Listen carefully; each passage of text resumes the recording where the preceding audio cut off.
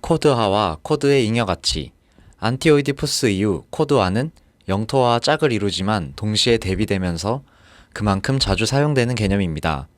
코드란 암호나 부호, 규칙 등을 뜻하는데 정보통신이나 언어활동과 결부되어 흔히 사용됩니다. 상대방이 하는 말을 알아들으려면 그 말을 사용하는 코드를 알아야 합니다. 문법은 물론 소리와 단어들을 분절하는 규칙도 알아야 합니다. P와 F를 구별하는 분절 규칙이 없기에 한국인은 펑크와 펑크를 구별하기 쉽지 않습니다. 이 둘은 아주 다른 종류의 음악이지만 한국어로 표기하면 둘 다 펑크가 됩니다. 말하는 것도 그렇습니다. 이와 입술 사이로 바람 새는 소리를 뚜렷하게 내서 내가 지금 내는 소리가 F로 시작하는 말임을 확실하게 하지 않으면 목청껏 뻑큐라고 해도 미국인은 뭔 소리야 할 겁니다. 한국어에는 원래 F 발음이 없으니 평소대로 발음하면 퍽유가 될 겁니다. 나중에야 뭔 소린지 알아들은 상대방은 오히려 웃을 겁니다. 그걸 욕이라고 한 거냐고. 욕을 하려 해도 코드를 따라야 합니다. 암호는 의미를 이해할 수 없도록 부호화한 것이지만 동시에 그것을 전송받은 상대가 해독할 수 있어야 합니다. 이를 위해 은닉된 코드가 사용됩니다. 코드화한다 함은 기호 사용 규칙을 이처럼 부호화하는 것을 뜻합니다. 또한 그 규칙에 따라 기호를 사용하게 하는 것입니다. 반대로 주어진 기호 사용 규칙에서 벗어나는 것을 탈코드화라고 합니다. 그렇게 규칙에서 벗어난 기호들의 새로운 규칙을 만드는 것을 재코드화라고 합니다. 주의할 것은 정해진 규칙에 따라 어떤 기호들을 다른 기호들로 바꾸는 것을 코드화라고 하고 바로 그 규칙에 의해 그 기호들을 원래 기호로 되돌리는 것을 탈코드화라고 하는 정보이론이나 소통이론의 통상적인 어법과는 다르다는 점입니다. A, T, G, C로 구성되는 유전자 정보와 단백질을 만드는 과정도 코드를 통해 작동합니다. 세 개의 뉴클레오티드가 결합하여 아미노산의 코드를 형성하고 그 아미노산 분자들이 또 다른 코드에 따라 결합되어 단백질이 만들어집니다. 하지만 DNA의 유전자 코드를 RNA가 복사하고 전달하는 과정에서 스플라이싱, 자리바꿈 인자, 레트로바이러스 등 다양한 요인에 의해 탈코드화가 발생합니다. 유전공학은 역전사 유전자를 이용해 유전자 코드를 목적에 맞게 재코드화하려는 기술입니다. 이처럼 의미화의 지층뿐 아니라 유기체의 지층에서도 코드화와 탈코드화, 재코드화는 일상적으로 일어납니다. 코드란 말은 법이나 규약을 뜻하기도 하고 그처럼 명시적이진 않은 규칙들도 지칭합니다. 신분적인 코드, 직업적인 코드, 젠더적인 코드, 종교 의례나 식사 매너, 식사나 의복, 요리를 규제하는 다양한 문화적 코드들이 있습니다. 만나고 헤어질 때의 예절, 교통신호나 스포츠 등 게임의 규칙도 코드입니다. 인간이 사는 것 어디나 코드가 있습니다. 사회는 그 구성원들에게 주어진 규칙에 충실하게 복종할 것을 요구하고 강요합니다. 사회적 코드에 충실히 복종할 때 그 사회에서 요구하는 주체가 됩니다. 사회적 코드는 이처럼 주체와의 지층을 구성하고 유지합니다. 그런데 사회적 코드는 사회를 상이한 코드에 따르는 집단들로 분할하고 위계화합니다. 자유인과 노예, 귀족과 농민은 결코 인간 같은 하나의 범주로 묶일 수 없는 상이한 질의 집단입니다. 브라만, 크샤트리아, 바이샤, 수드라의 엄격한 분할을 유지하는 카스트는 이런 코드화된 집단의 불연속성과 위계성을 극단적으로 강화한 체제입니다. 주체화는 이렇게 분할된 상이한 코드에 따라 상이한 주체들을 생산합니다. 이처럼 상이한 코드들의 실존은 상이한 집단에 속한 이들에게 의문과 저항을 야기합니다. 신분에 반하는 투쟁들이 역사적으로 반복되었던 것은 이 때문입니다. 투쟁의 양상이 아니어도 주어진 코드에서 이탈하려는 시도들도 끊임없이 발생합니다. 농노나 노예 신분에서 벗어나 자유를 찾아 도망치는 흐름도 있고 공동체로부터 추방되어 포류하는 이들도 있습니다. 젠더적 코드의 강요를 벗어나 다른 옷을 입고 다른 연인을 선택하는 이들도 있습니다. 주체와의 지층에서 이탈하는 탈주선을 그리는 것입니다. 이런 탈주선이 집합적인 유출의 흐름을 형성할 때 주어진 코드로부터 탈코드화된 흐름이 형성됩니다. 탈코드화된 흐름이 범람하게 되면 신분, 직업, 젠더 등의 지층을 형성하던 코드들이 와해됩니다. 가령 서구의 봉건 사회는 도시를 찾아 도망치는 탈코드화된 흐름에 의해, 또한 엔클로저에 의해 토지를 잃고 불황하게 된 농민들의 탈코드화된 흐름에 의해 해체되게 됩니다. 그러나 이처럼 탈코드화된 흐름이 범람하게 되면 사회나 질서 혹은 통치가 불가능하게 됩니다.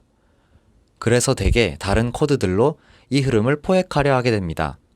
재코드화하려는 시도들이 발생하는 겁니다.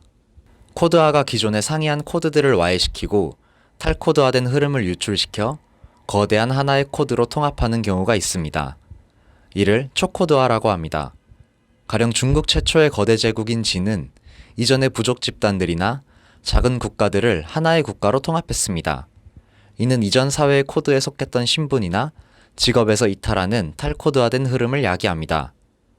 제국의 국가는 이들을 광산이나 재련 등 제국적 필요에 따른 새로운 영토로 영토화합니다. 영토화가 코드화가 아니라 탈코드화와 짝을 이루는 경우라 하겠습니다. 뿐만 아니라 진왕조는 도량형과 화폐, 문자와 력 등을 통일합니다. 이전의 코드들을 해체하고 새로운 하나의 코드로 초코드화한 것입니다. 그런데 이 경우에는 신분이나 직업 등의 새로운 집단의 분할과 위계가 재도입되기에 이러한 초코드화는 여전히 하나의 코드화의 일종이라고 해야 합니다. 이와 달리 초코드화의 일종이지만 탈코드화된 흐름을 다시 위계화된 집단으로 나누지도 않고 각 집단에 상이한 코드를 부여하지 않는다는 의미에서 코드 없는 체계로 통합하는 경우가 있습니다. 엔클로저로 인해 토지를 잃은 거대한 불황의 흐름이 출현하는데 이들은 직업이나 신분을 잃은 만큼 신분적 예속에서 벗어나게 됩니다. 토지로부터 탈영토화되고 신분에서 탈코드화된 이 잠재적 노동력의 흐름이 자본의 흐름과 만날 때 자본주의가 탄생합니다. 자본주의는 이들을 다시 신분으로 재코드화하지 않습니다. 시장에서는 신분이 무언가는 전혀 중요하지 않죠. 내 상품을 얼마에 사겠다는 건지만 중요합니다. 시장의 논리는 모든 이들에게 이런 종류의 등가성을 부여합니다. 인간이란 보편적 범주가 이로부터 출현합니다. 이전에는 신분적 코드가 무엇을 하고 살아야 하는지, 어떻게 행동해야 하는지를 규제했습니다. 코드가 사라지면 이런 규제가 불가능해집니다. 사회는 어떻게 가능한가?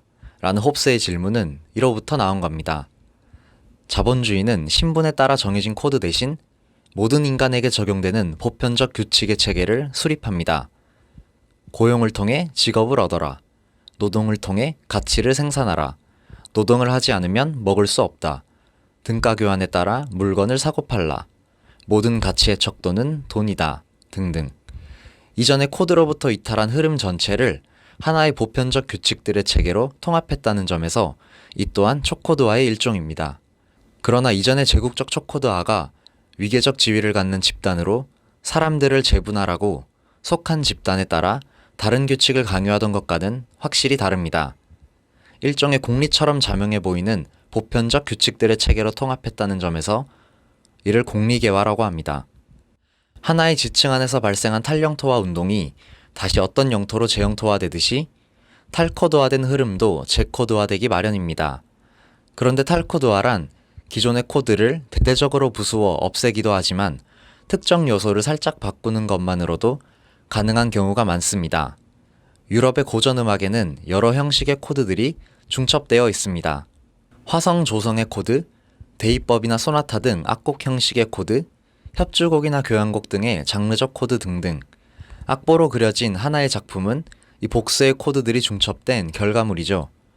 연주와의 관계에서 보면 악보 또한 연주자의 행위를 반복하게 하는 일종의 규칙이란 점에서 또 하나의 코드라고 할 수 있겠습니다. 연주자는 그 악보 코드에 따라 연주해야 합니다. 그런데 여기서도 속도 내지 템포는 주어진 리듬 패턴이나 선율을 그대로 둔 채 탈코드화할 수 있는 계기를 제공합니다. 안단테, 프레스토 등 템포 기호를 악보에 적어두지만 사실 템포 자체는 연주할 때마다 달라집니다. 연주자가 자신의 해석을 강조하기 위해 크게 바꾸기도 합니다. 글렌 굴드는 느린 건 더 느리게, 빠른 건 더 빠르게 연주하여 자기 색깔을 만듭니다. 터치 등 악기 소리의 강도도 악보를 그대로 둔 채 바꿀 수 있습니다. 재즈 뮤지션은 주제의 진행을 따르면서 선율을 바꿉니다. 이것들은 정해진 악보의 명령으로부터 이탈하는 유연성이나 탄력성을 가능하게 해주는 여백이라 하겠습니다. 이 여백이 허용하는 가변성은 그것만으로도 탈코드화가 가능하게 해줍니다. 이러한 여백을 들레즈 가타리는 탈코드화의 여백이라 합니다. 언어도 그렇습니다. 같은 문장이라도 읽거나 말할 때마다 우리는 다른 톤으로 읽거나 말하게 마련이죠. 그런데 이 톤을 비명소리에 가깝게 크게 하거나 몽골인들의 호미창법처럼 아주 낮은 목소리로 발화하면 애초에 기호에 담겨있던 의미는 사라지고 비언어적인 소리로 바뀝니다. 이건 동물의 소리야. 여기서 음성적 톤은 의미화하는 언어로부터 벗어나는 탈코드화의 여백을 제공합니다. 그리고 이런 소리가 반복되며 어떤 새로운 규칙을 갖게 되면 다른 유형의 소리로 제코드화됩니다. 스트라빈스키는 무용음악 봄의 제전에서 악센트의 규칙성을 깨는 불규칙한 강박을 사용해서 서양 음악의 박자 구조를 탈코드화했죠. 메시앙은 이렇게 탈코드화된 박자를 비서구 음악의 리듬을 이용하여 새로운 리듬 선법으로 제코드화합니다. 이처럼 탈코드화의 여백을 통해 발생하는 탈코드화와 제코드화를 코드 변환이라고 합니다. 이러한 코드 변환은 대개 어떤 코드의 사슬로부터 일부를 떼어내 자신에게 유리한 방식으로 이용하는 것입니다. 이를 들레즈 가타리는 코드의 잉여 가치를 포획하는 것이라고 말합니다. 모든 코드는 둘 이상의 조각들로 이루어져 있습니다. 이 조각들은 하나의 사슬로 연결되어 있습니다. 사슬에 묶여있기에 조각들은 자유롭게 벗어나기 어렵습니다. 그러나 탈코드화의 여백을 통해 일부 조각을 떼어내 다른 방식으로 사용할 수 있죠. 다른 코드 속에 넣어서 그 일부로 사용할 수도 있습니다. 이 경우 떼어낸 조각은 애초에 갖던 가치와 다른 가치를 갖게 됩니다. 그 조각이 갖는 잠재성을 이용하는 것입니다. 애초에 갖던 가치 이상의 가치란 점에서 이를 잉여 가치라고 합니다. 이런 잉여 가치는 애초에 속했던 코드 안에서의 가치를 초과하는 잉여 가치란 점에서 코드의 잉여 가치입니다. 코드 변환을 통해 어떤 코드의 조각을 이용하는 것은 이러한 잉여 가치를 자신의 이득을 위해 영유하는 것입니다. 이를 잉여 가치의 포획이라고 합니다. 앞서 음악 연주자들은 자신의 음악적 해석이나 스타일을 위해 작곡자가 악보나 이전 음악 속에 코드화했던 소리들을 떼어내 코드의 잉여 가치를 포획하는 것이라고 하겠습니다. 그러나 이것만으론 애초에 막스가 경제학적 개념으로 정의해 놓은 잉여 가치란 개념이 해석이라는 주관적 개념으로 해소되는 것 아닌가 하고 반문할 수 있습니다. 그렇진 않은데 먼저 경제학의 경우를 보자면 원격지 교육을 통해 상품을 팔아 얻는 이득이 바로 코드의 잉여 가치입니다. 상품의 사용 가치와 교환 가치는 사회마다 다르게 코드화되어 있습니다. 소의 내장이나 뼈는 미국에선 먹지 않고 버리지만 한국에선 훌륭한 음식 재료지요. 러시아에서 사슴의 뿔은 별다른 쓸모가 없지만 한국에선 귀한 약재죠. 이처럼 어떤 사회의 코드화된 가치의 사슬로부터 내장이나 뿔 같은 일부 조각을 떼내어 코드를 달리하는 사회 속으로 이전시키면 코드의 차이에서 발생하는 잉여 가치를 포획할 수 있습니다. 원격지 교육에서 상인들이 얻은 이득은 이처럼 코드의 잉여 가치의 경제적 형태를 보여줍니다. 생명체의 생존에서도 코드의 잉여 가치는 널리 발견됩니다. 말벌의 형태를 모방하여 말벌을 유혹하곤 그것을 이용해 수분하는 난초나 이웃한 식물의 잎을 모방하는 보킬라 트리폴리아타의 의태는 생명체가 자신의 생존을 위해 다른 개체들로부터 코드의 잉여 가치를 포획하는 경우입니다. 자궁 속의 인간의 태아가 모체의 면역 반응을 면할 수 있는 것은 인간의 유전체 안에 있는 ERV3라는 레트로바이러스의 유전자 코드 덕분입니다. 애초에 바이러스의 유전자 사슬에 속해 있던 유전자 조각들을 포획해 코드의 잉여 가치를 획득하는 것이죠. 생명의 자리란 탈지층화의 잉여 가치를 뜻한다는 들레즈 가타리의 말은 이러한 맥락에서 이해할 수 있을 겁니다. 사실 인간의 유전체 안에는 유전자보다 많은 바이러스나 미생물 유전자가 들어있다고 하죠. 알파 프로테오박테리아나 고세균의 뜻하지 않은 공생은 동물이나 식물의 유전 형질 자체가 이질적인 미생물들의 유전자들을 탈코드화하여 구성된 것임을 함축합니다. 코드는 그의 고유한 탈코드화 과정으로부터 분리할 수 없다. 유전적 표류 없는 유전학은 없다. 현대 돌연변이 이론은 코드가 필연적으로 개체군과 연관되어 있으며 본질적인 탈코드와의 여백을 갖는다는 것을 명쾌하게 보여주었다. 이는 코드들 간의 번역이 아니라 우리가 코드의 잉여가치 또는 반계적 소통이라고 부르는 단일한 현상과 관련된다. 그런데 안티오이디푸스에는 이와 약간 다른 뉘앙스로 코드의 잉여가치 개념이 사용되는 경우도 있습니다. 가령 포틀렛이나 콜라 같은 의례화된 증여에서는 주고받는 선물의 비평형성이 두드러집니다. 말하자면 받은 것보다 많은 것을 주는 자가 이기는 게임입니다. 이때 많은 것을 주는 자는 위신을 획득합니다. 이는 주고받은 선물의 비평형성을 만회하는 요소인 셈인데 이 책에선 이를 코드의 잉여가치라고 합니다. 니체에 따르면 형벌의 기원에는 죄인이 끼친 손해만큼 고통을 주는, 생각해보면 기이한 방정식이 있죠. 이는 죄인의 고통에서 눈이 얻는 쾌감 때문에 가능한 것이며 이 쾌감이 바로 코드의 잉여가치라고 말합니다. 이는 코드의 조각을 이용해 얻는 잉여가치보다는 특정한 코드 안에서 선물이나 채무가 야기한 비평형성과 짝을 이루는 어떤 대가를 뜻합니다. 이는 다른 코드로 이행하는 데서 발생하는 게 아니라 주어진 코드 안에 있지만 명시되지 않은 어떤 이득입니다. 이러한 뉘앙스의 개념은 천해고원에 가면 사라지고 코드의 잉여가치는 어떤 코드의 조각을 다른 코드로 옮기는 코드 변환과 대응되는 개념으로 명확하게 한정됩니다.